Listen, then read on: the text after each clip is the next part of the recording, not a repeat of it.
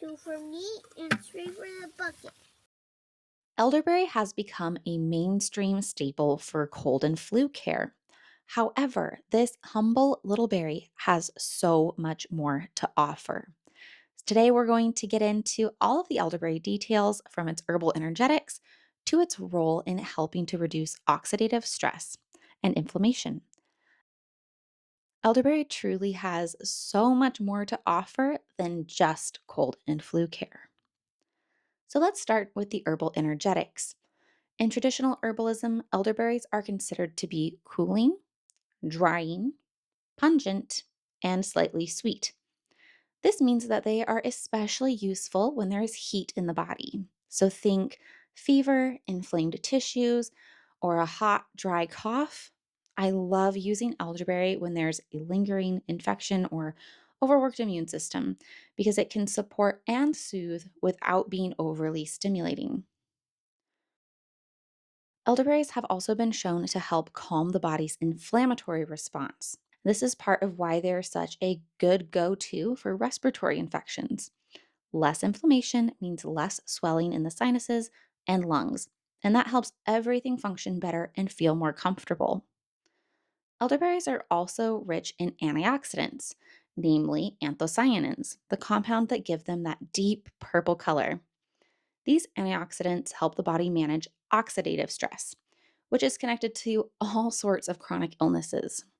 And in our world of stress, processed food, and environmental toxins, antioxidant support from herbs like elderberry can go a long way in protecting our cells and supporting our long term health. Now, let's talk a little bit about how to actually use elderberry. One of the most common ways is elderberry syrup, which you've probably heard of or maybe even made or consumed. It's an immune boosting staple in our home, especially in the fall and winter months. But there are also elderberry oxymeals, tinctures, teas, gummies. One of my favorite recipes is by the Herbal Academy for a spiced elderberry galette. It is absolutely divine. And that recipe, as well as all of my other favorite go to elderberry recipes, can be found on this video's accompanying blog post over on my website, apinchofpatience.com. That will be linked in this video's description as well as the pinned comment, so it should be easy to find. And just a quick disclaimer, I am not a doctor, I am not a clinical herbalist, and this should not be taken as medical advice.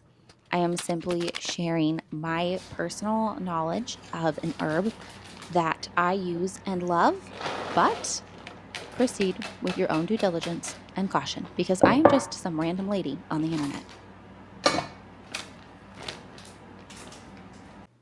When I harvest my own elderberries, I don't usually dehydrate them because I can get really nicely dehydrated berries from Azure Standard.